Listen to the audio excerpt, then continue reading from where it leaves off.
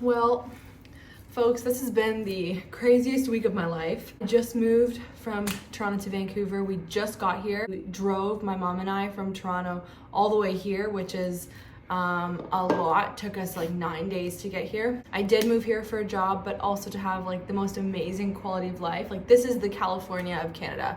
And I'm super excited and feel so privileged to live here. However, this week has been a train wreck. It has been crazy, and not in like the best ways. A real welcome to Vancouver. So we're gonna start off with the fact that I have a roommate, which is so lovely. She's amazing.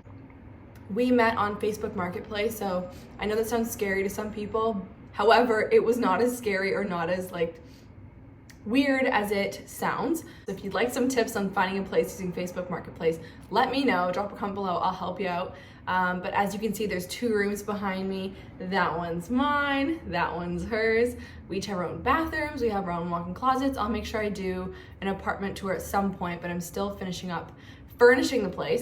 But here are some of the things that happened during my first week. This is kind of a recap of my first week here in Vancouver. First thing, I was so excited to move in, so pumped up. This apartment's beautiful, it's pretty central. I was super excited to move in here.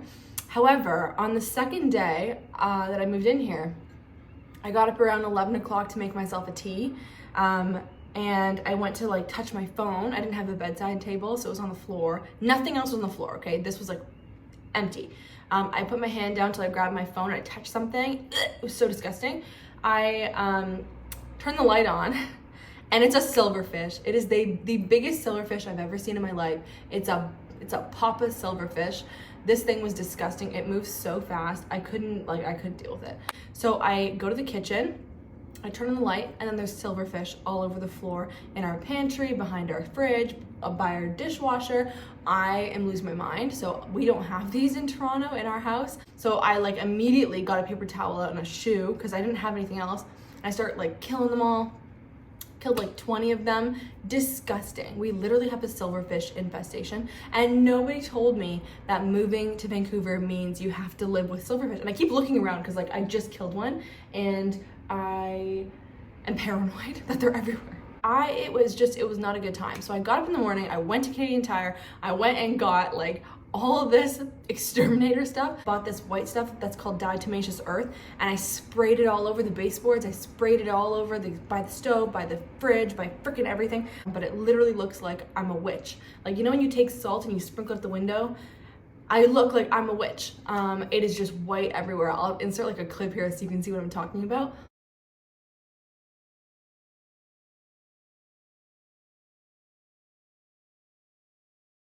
But that was a super exciting welcome to Vancouver, so thank you so much for that. Thank you so much to the silverfish. Okay, this is like, we'll go with negative, positive, negative, positive. I have nothing positive. It's all bad. Like, it's all been bad. Let's just do all the negative stuff first, because that's like all the stuff that's on my mind. I have never in my life, okay, so like you see online, like you see on TikTok and Instagram, you see that like, it's like a joke almost, that like people are pooping in the streets in Vancouver, and you're like, oh, people are pooping in the streets. No, it's not a joke.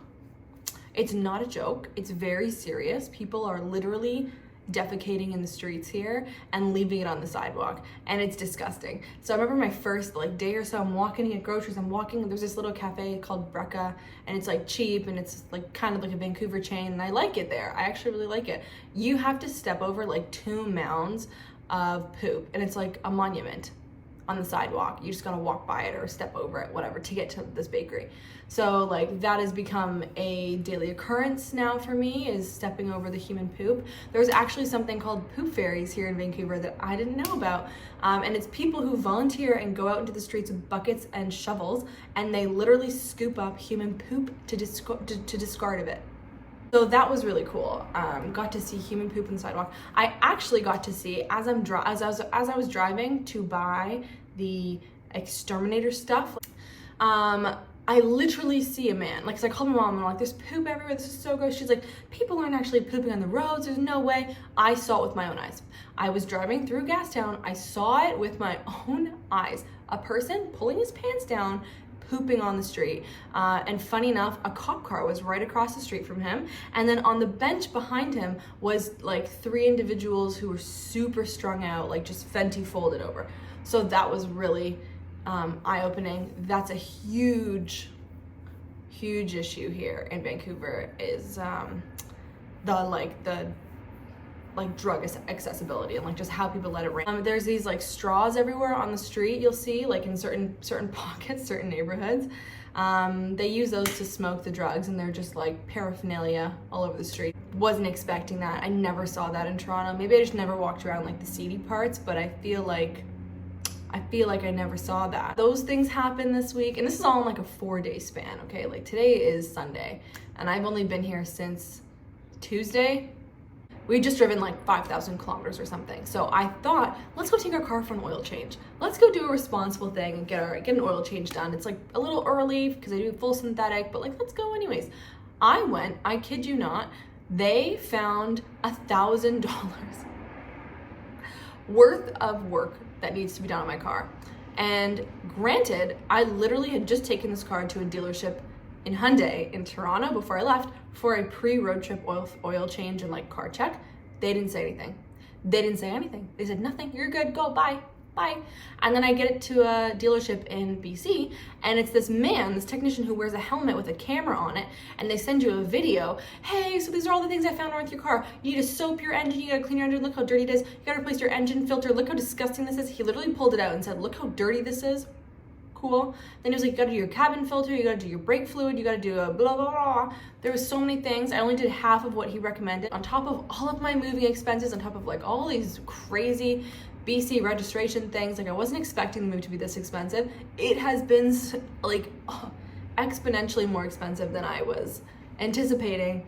And shout out Hyundai for that like $1,000 bill. Thank you. That was kind of interesting.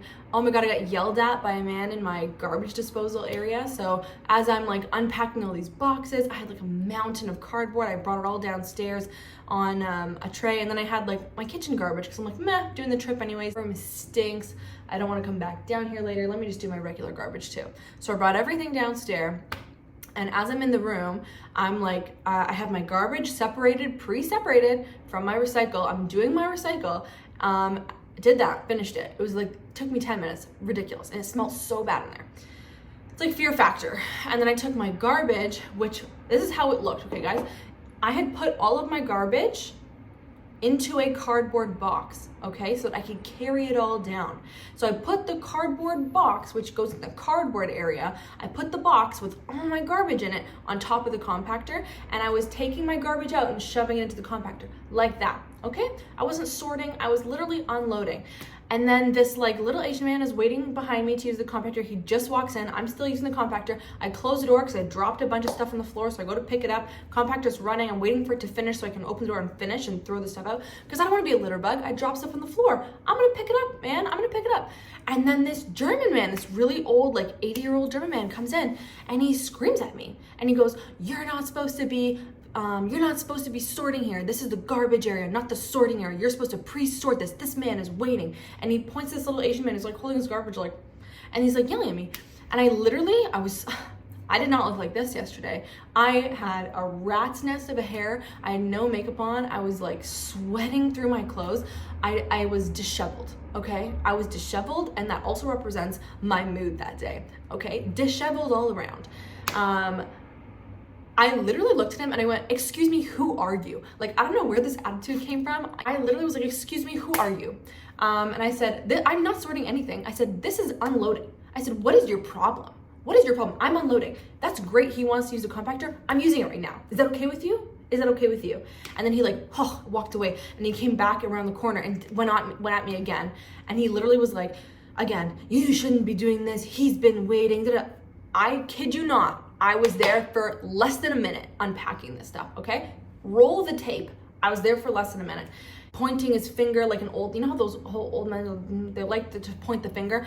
I could not hold back. I literally went, what is your problem? Like, what is actually wrong with you? And he had no answer for me, and he left. And I don't feel proud about it. However,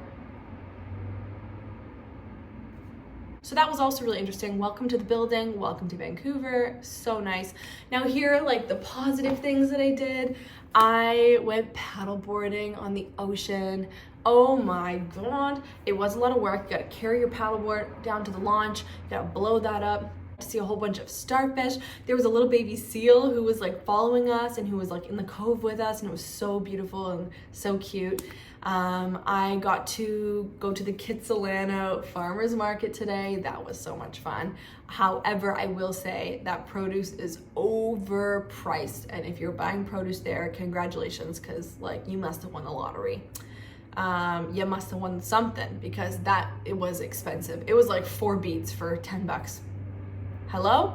Or it was like, what else did I see? 2 bundles of carrots, like the little, like the organic carrots, and they're like a pack of 3. 2 bundles for $7. Otherwise, they're 4 each. It's like you go to the grocery store, it's like $1.99 for that massive bag of carrots. Like, I don't know what's happening. And then even the gas in Kitsilano, it's $1.81.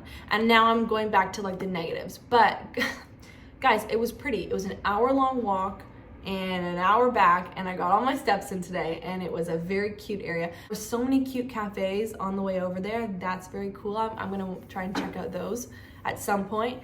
One last positive thing. On my first night here, my roommate, she was so sweet. She was so sweet. She helped me build my bed. I got this bottle of wine that I had trekked with me from Kelowna, because we went wine tasting with my mom in Kelowna as we were driving down.